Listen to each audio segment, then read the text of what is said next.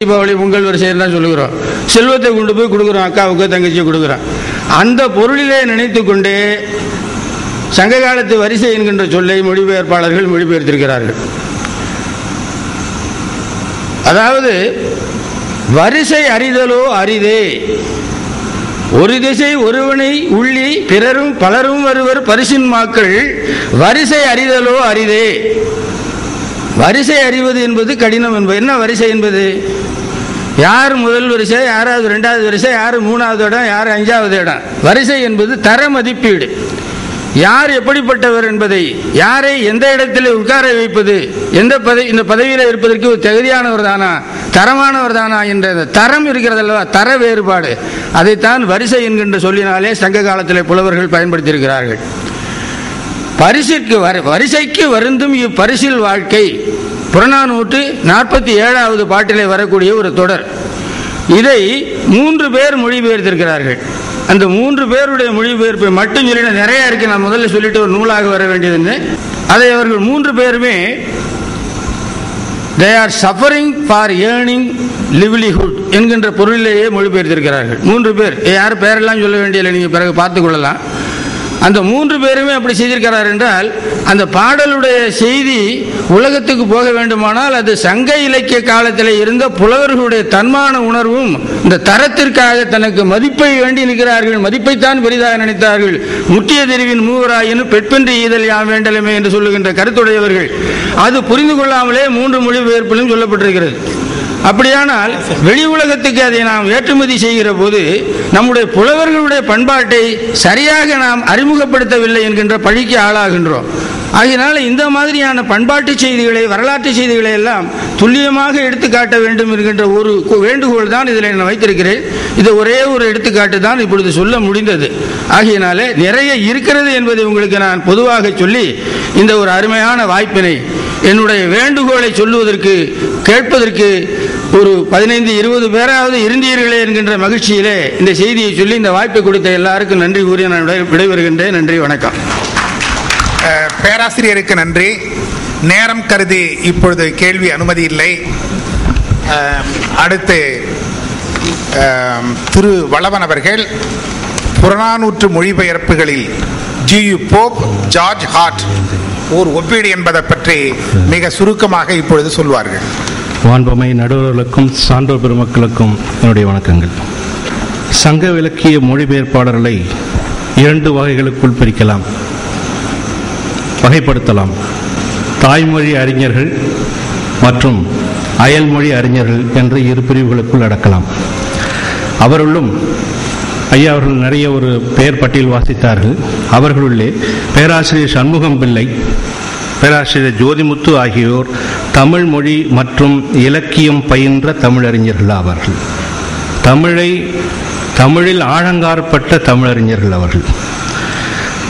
GU. Pope அவர்களும் George Hart அவர்களும் நான் எடுத்துக்கொண்ட 2 பெரும் அறிஞர்கள். அவர்கள் அயல்மொழி அறிஞர்கள். இவர்களால் எப்படி தமிழ் இலக்கியத்தினுடைய புகுந்து அதனுடைய புதையலை எடுக்க முடிந்தது என்பதுதான் நம்முடைய இப்பொழுது மதிப்பீடு, சுருக்கமான ஒரு மதிப்பீடு. சங்க இலக்கியத்தை மொழிபெயர்ப்பவர்கள் சந்திக்கும் சவால்கள் என்னென்ன? படைப்புகளின் ஊடே காணப்படும் பழமையான வழக்கிழந்த தொடர்கள். அம்மா அவர்கள் கூட குறிப்பிட்டார்கள் கல்வன் என்று. மிக இப்போ சாதாரணமாக சினிமாக்களில் ரகசிய சிநேகிதனைன்னு சொல்றான். ரகசிய சிநேகிதனை, அதாவது அந்தந்த கான்டெக்சுவல் மீனிங் அந்தந்த. அதனால கல்வன் என்பதற்கு பெரிய நம்ம ஒரு ஆய்வு நடத்த வேண்டிய அவசியம் இல்லை, அங்கு புரிதல் இருக்கிறது என்பதை நான் மிகவும் பணிவோடு தெரிவித்துக் கொள்கிறேன். அதுபோல சங்க இலக்கிய படைப்புகளின் உடைய காணப்பெறும் பழமையான வழக்கிழந்த தொடர்கள், பெயர் அடைகள், உவமைகள் மற்றும் உருவக அணி நலன்கள், இறைச்சி பொருள்கள், ஐயா அவர்கள் குறிப்பிட்டதை போல உள்ளுரை ஓமங்கள் ஆகியவை மொழிபெயர்ப்பாளருக்கு மிகுந்த சிக்கல்களை ஏற்படுத்தக்கூடியவை அமைந்து விடுகின்றன. தமிழில் ஆழங்காற்பட்டவராலேயே அத்தகைய மொழி சிக்கல்களை தாண்டி சிறப்பான மொழிபெயர்ப்பை, மொழியாக்கத்தை, டிரான்ஸ்கிரியேஷனை தர முடியும். இவ்வகையில் சில அறிஞர்கள் தம் மொழியாக்கங்களை மூலப்படைப்புகளுக்கு மிக அருகில், maintaining the accuracy of the source text, அருகில் கொண்டு வர முனைகின்றனர். ஒரு சில அறிஞர்கள் மிக பெரிய வெற்றியை பெற்று விடுகின்றனர்.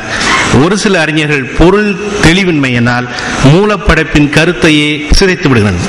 மேடம் சொல்றது போல டிஸ்டார்ஷன் போல். புறநானூற்றின் 49 ஐயா சொன்னது போல 70 பாடல்களை ஜி.யு. போப் மொழியாக்கம் செய்துள்ளார். ஜார்ஜ் ஹார்ட்ஸ், ஹேங்க் ஹேஃபர்ட்ஸ் இருவரும் இணைந்து ஒருவர் அதனுடைய கண்டென்ட்டை மொழிபெயர்த்து கொடுக்கிறார். அதை பொயட்ரி ஆக்குபவர் ஜார்ஜ் ஹார்ட். இருவரும் இணைந்து செய்திருக்கிறார்கள் இந்த பணியை. ஜார்ஜ் ஹார்ட், ஹேங்க் ஹேஃபர்ட்ஸ் இருவரும் இணைந்து புறப்பாடல் 400ஐயும் இனிய நடையில் மொழிபெயர்த்துள்ளார்கள்.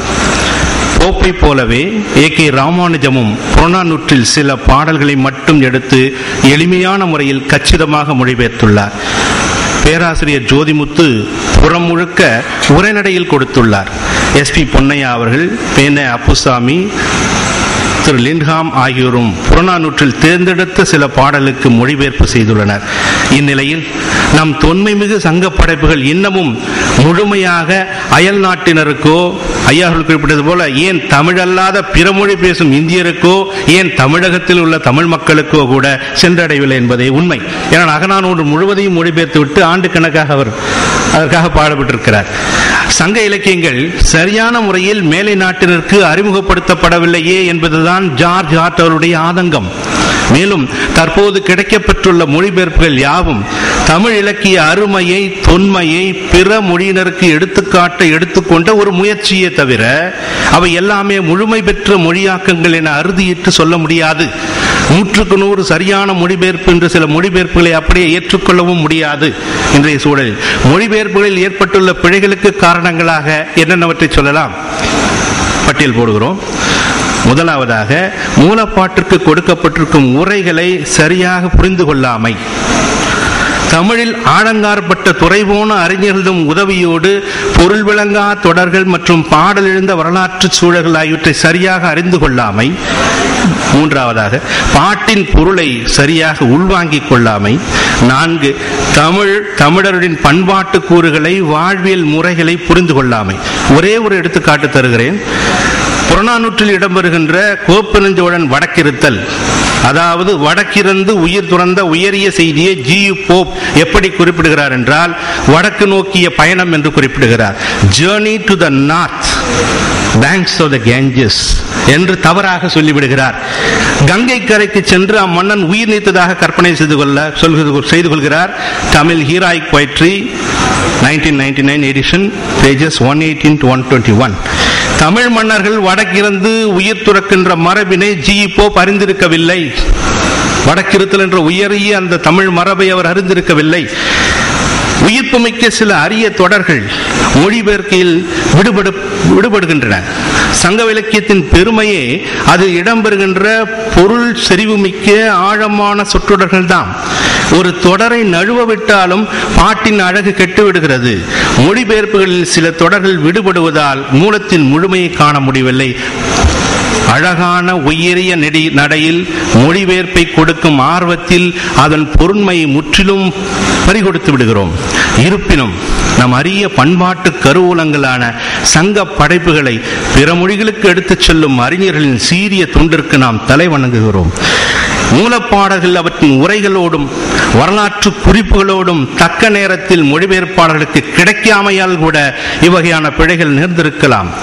மொழிபெயர்ப்பில் ஏற்படக்கூடிய பிழைகளை தவிர்க்க தமிழர்களும் பிற மொழி அறிஞர்களும் ஒருங்கிணைந்து செயல்பட வேண்டும். தவறான செய்திகளை பிற மொழிகளில் அழகான நடையில் கொடுப்பதால் எந்த நன்மையும் விளையாது. சோழன் குளமுற்றத்து துஞ்சிய கிள்ளிவளவனை